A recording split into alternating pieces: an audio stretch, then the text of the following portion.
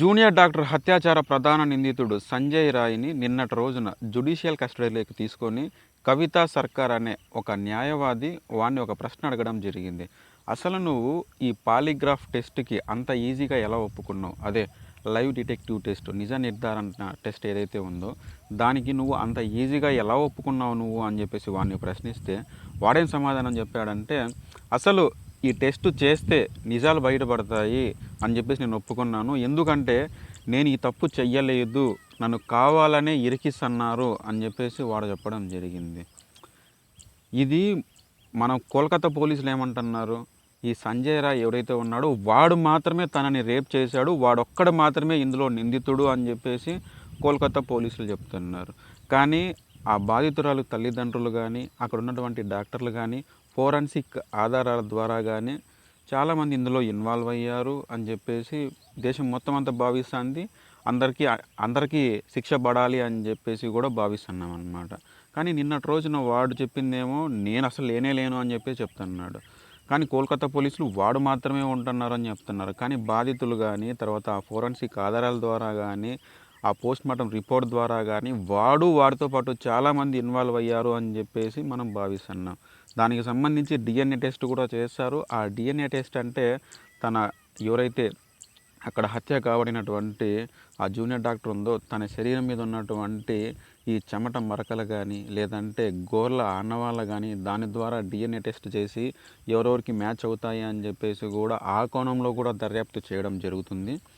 But అయితే ఈరోజు ఆ సందీప్ ఘోష్ ఆ ప్రిన్సిపాల్ ఎవరైతే ఉన్నాడో ఆ ప్రిన్సిపాల్కి, ఆ తర్వాత వాడితో పాటు ఒక 5 మందికి, ఆ 5 మందిలో ఒకడు సివిక్ వాలంటీర్ ఉన్నాడు. అంటే వీడితో పాటు పనిచేసి సంజయ్ రాయ్తో పాటు పనిచేసే ఇంకొక సివిక్ వాలంటీర్కి, ఆ కాలేజ్లో జూనియర్ డాక్టర్గా విధులు నిర్వహిస్తున్నటువంటి ఒక 4 జూనియర్ డాక్టర్స్కి పాలిగ్రాఫీ టెస్ట్ చేయబోతున్నారనమాట ఈరోజు.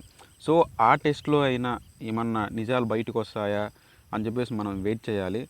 ఇన్ని రోజులు వీడొక్కడే నిందితుడు, వీడితో పాటు చాలామంది ఉంటారు, వీడే ప్రధాన నిందితుడు అని చెప్పి మనం భావిస్తున్నాం. అందరికీ తెలుసు ఆ సీసీ ఫుటేజీలో ఉంది. ఆ తర్వాత వాడే ఒప్పుకున్నాడు, నన్ను చంపుకుంటారా చంపుకోండి, మహా అంటే ఏం చేస్తారు అని చెప్పేసి ఇన్ని రోజుల నుంచి ఇలా నడుస్తూ ఉండి నిన్నటి రోజున తిరిగి మళ్ళీ కొత్త ట్విస్ట్ ఏంటి? సో ఇది కావాలనే ఏదో ప్లాన్ ప్రకారము ఏదో జరగాలని చెప్పేసి ఇది చేస్తున్నారని మనకు అర్థమవుతుంది. సో దీన్ని తప్పుదో పట్టించడానికి అని చెప్పి ఒప్పుకోవచ్చు. కానీ ఇక్కడ ఇంకా ఈ ఇష్యూని పెద్దగా చేయాలి, అసలు లేనిపోనిది కూడా సృష్టించడానికి ఇలా చేస్తున్నారేమో అని కూడా అనుమానం వ్యక్తం అవుతుంది అన్నమాట. మనకు అర్థమవుతుంది వాడు ఒప్పుకున్నాడు అని చెప్పేసి సిబిఐ దర్యాప్తులో కూడా వెల్లడైంది. బట్ అయితే ఇంకా ఎవరెవరు ఇన్వాల్వ్ అయ్యారో వాళ్ళకి సంబంధించి కూడా మనం ఇవన్నీ బయట పెడతామని చెప్పేసి మనం ఈ ప్రొటెస్ట్లు ఇవన్నీ చేస్తా ఉండేది, మనం ఆశిస్తా ఉండేది కూడా. కానీ వాడేమంటున్నాడు ఇప్పుడు, అసలు నాకు ఈ కేసుకి సంబంధమే లేదు, నన్ను కావాలని ఇరికిస్తున్నారు అని చెప్పేసి దానికి నేను పాలిగ్రాఫీ టెస్ట్కి ఒప్పుకున్నాను అని చెప్పి చెప్తున్నాడు. కానీ ఆ పాలిగ్రాఫీ టెస్ట్లో వాడు ఏమి చెప్పాడో ఇంతవరకు ఈ సిబిఐ అనేది బయట పెట్టలేదన్నమాట. అలాంటి విషయాలు మనకి బయటకు పెట్టరు.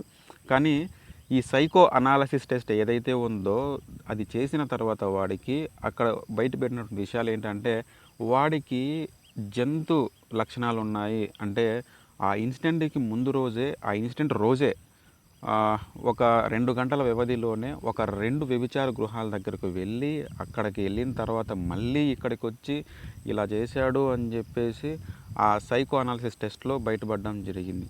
ఇన్ని తెలిసినప్పటికీ కూడా మళ్ళీ అసలు నేను ఈ నేరమే చేయలేదు అని చెప్తే ఎలా నమ్మాలి? దీన్ని ఒకవేళ అలా చెప్పించింది ఎవరు, అలా చెప్పించడానికి గల కారణాలు ఏంటో ముందు రోజుల్లో జరిగేటువంటి మార్పులకే మనం చూడాల్సి ఉంటుందన్నమాట.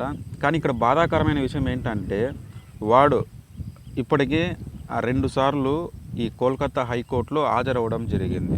మొదటిసారి హాజరైనప్పుడు వాడి తరపున వాదించడానికి ఎలాంటి న్యాయవాదులు ముందుకు రాలేదన్నమాట.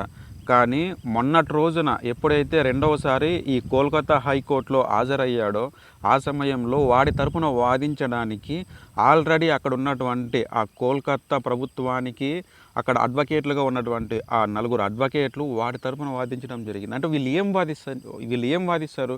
వీడు తప్పు చేయలేదు, వీడు ఎక్కడో ఉన్నాడు అని చెప్పేసి కప్పిపుచ్చుకోవడానికే మాత్రమే కదా. ఒక న్యాయవాది అనేది నా తరపునే ఉన్నాడు, ఒక న్యాయవాది నా న్యాయం కోసమే పోరాడతాడు కానీ నాకు శిక్ష పడేంతగా ఎందుకు అక్కడ వాదనలు వినిపిస్తాడు ఒక న్యాయవాది. సో ఇది చాలా బాధాకరం అన్నమాట.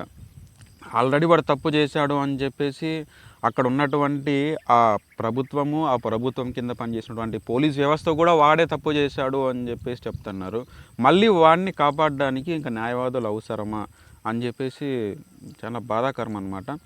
కానీ వీడు ఏదైతే ఇవి చేశాడో ఆరోపణలు, అసలు నన్ను ఇరికించడానికి ఇలా చేస్తున్నారు, అందుకే నేను పాలిగ్రఫీ టెస్ట్ ఒప్పుకున్నాను అని చెప్పేసి ముందు రోజుల్లో దీనికి సంబంధించి వాడికి చేసే డిఎన్ఏ టెస్టులు కానీ, వాడితో పాటు ఎవరెవరైతే ఇన్వాల్వ్ అయ్యారో అక్కడ జూనియర్ డాక్టర్లు 4 ఉన్నారు, ఆ ప్రిన్సిపాల్ కానీ, ఆ ప్రిన్సిపాల్ వీడికి కాల్ చేశాడు, ఆ కాల్ చేసిన తర్వాతే వీడు అక్కడికి వెళ్ళాడు అని చెప్పేసి చాలా ఆరోపణలు ఉన్నాయి. అంతకీ వాస్తవాలు అంటే ఏంటి అని చెప్పేసి ఆ దర్యాప్తులోనే బయటపడతాయి అన్నమాట. సో ఇది ఇప్పటిదాకా ఈ కేసుకు సంబంధించినటువంటి విషయాలు. ఈ వీడియో కనుక మీకు నచ్చినట్లయితే ఈ వీడియోని లైక్ చేయండి.